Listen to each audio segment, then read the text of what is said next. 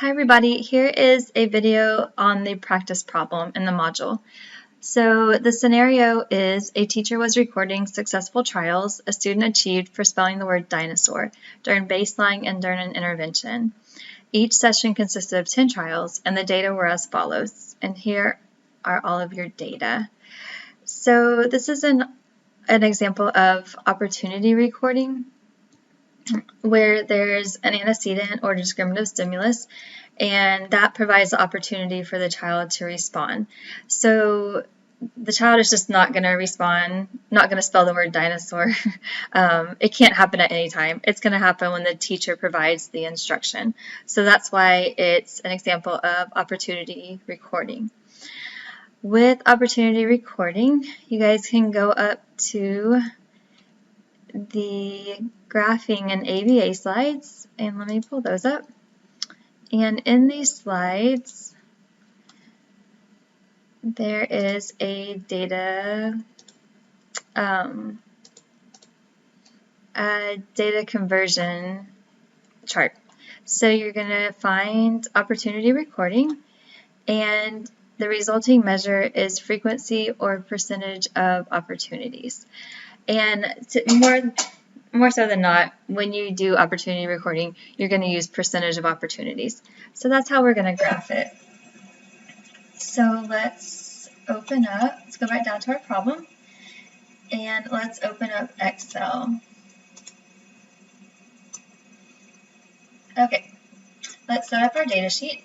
So we have sessions, so we put sessions here. We have a baseline phase, and then we have an intervention phase. I'm going to label it that way. So we have 8 total sessions. So 1, 2, 3, 4, 5, 6, 7, 8. And since we're doing percentage of opportunities, each session, it tells us, consists of 10 trials. So in session 1, the learner got 4 out of 10 correct trials. So we do 4 divided by 10, which is 0.4 times 100, and that gives us 40%. So our baseline for session 1 is going to be 40, and these are our baseline data, so we're going to put it in the baseline column. Session 2, we have 2 divided by 10 times 100, which gives us 20%. Session 3, we got 30%, and session 4, we got 20%. Now our next 5 trials are during the intervention phase, so we're going to go to this intervention column, and 5 correct trials gives us 50%. 8 divided by 10 times 100 is 80%, and then the kid gets all 10 trials correct, so he gets 100%. All right, so now we've got our data in a nice organized format. So I'm going to go ahead, I just like to organize it a little bit better, and I'm going to put lines around all of these cells. And then I'm going to go up to View and unclick Grid Lines so I have a nice clean space to work with. Okay, now we are going to select our data and go to Insert, and we're going to insert our line graph. And now we just need to format it. So we're going to delete the chart title, we're going to delete the series, and we're going to select our grid lines. We're going to delete those. We want those out of there. And you can see here's our baseline data, and here are our intervention data. So now we need to format it. Let's go ahead and get our axes formatted first. So click on your x-axis and right-click it. And you want to make sure the line is a black line. And then your y-axis, for some reason, it defaults it to where it doesn't even give me a line. So I'm going to click on it, right-click, Format Axis. All right, so let me click on the y-axis and right-click, and then Format Axis. And I'm going to go over here to the little paint bucket, and I want to go to the line, and I want it to be a solid line, and I want it to be the color black. So now we have our y and x-axis, and now I'm seeing I have a line around my graph, so I want to get rid of that. So I'm going to click in the chart area, right-click, and I'm going to do outline and no outline, so that gets rid of that line around it. Okay, so now let's format our data paths and our data points. I'm going to click on the blue line, and you can see it's selected because my data points are selected. So I'm going to right click it, and I'm going to format data series. I'm going to come over here to the right and click on the little paint bucket. And the line, I want it to be a solid line. I want it to be the color black. And like I said, personal preference, I like my line to be pretty thin, so I'm going to go down to 0.75. And then I'm going to go to the marker. I want to keep it on a circle. I want to fill it with white. So make sure that's white. And then I want a solid line, and I want to make sure that it's the color black. Alright, so now my baseline data looks really clean and clear. So now we're going to do the same thing with the intervention data. So click on it and format your data series. Mine already pops up, but you would right click it and do format data series. Come over here to the little paint bucket. I want, so let's see, the line to be a solid line, make sure that it's black, and the width to go down to 0.75.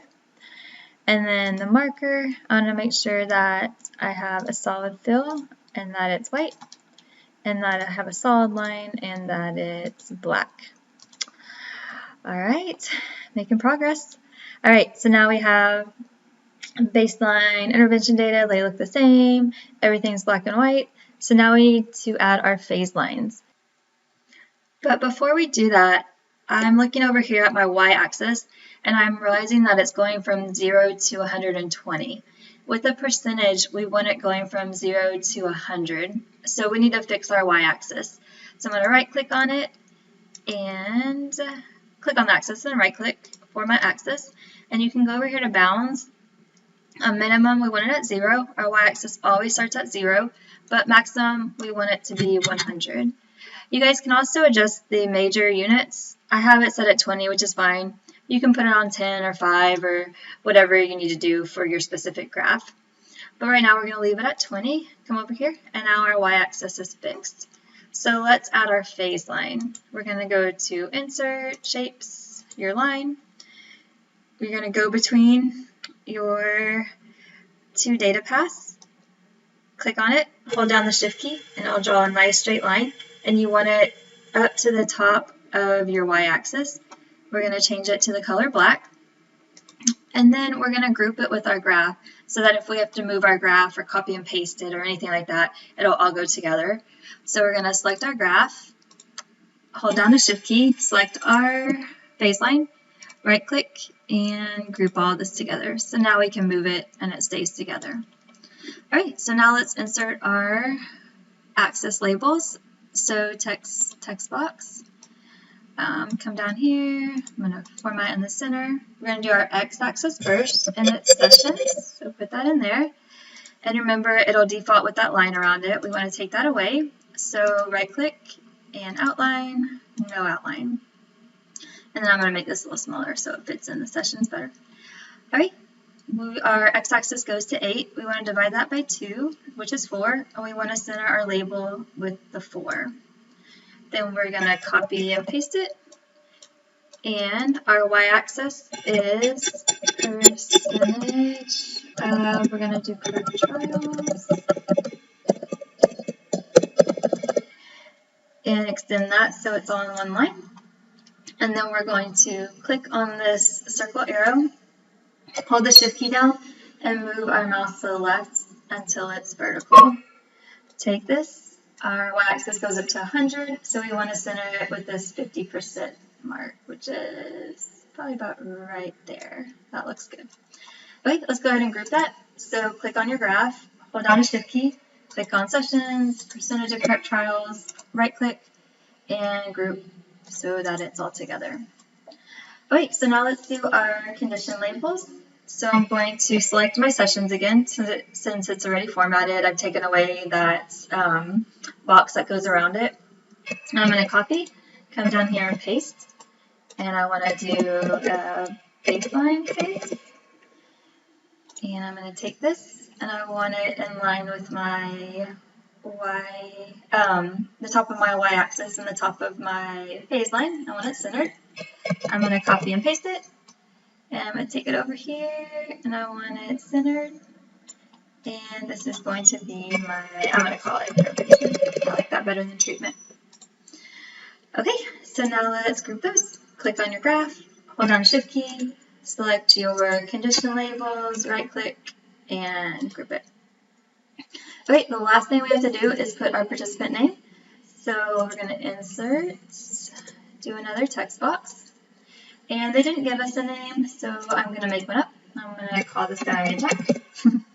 And this time we do want that box around our label, but it defaults it to gray. So we're going to outline it. We want to make sure that it's the color black. And then I want to fit this a little bit more around Jack. And we come over here, place it right at the end of our x-axis, right above it. On bottom right, right above right axis, right above the x-axis. And then we want to group it. So click on your graph, hold Shift key down, select Jack, right click, hold on. Jack, right click, and group it. Alright, so that is it. If you guys have any questions as you're going through this sample graphing problem, then please email me. Alright, thanks for listening, guys.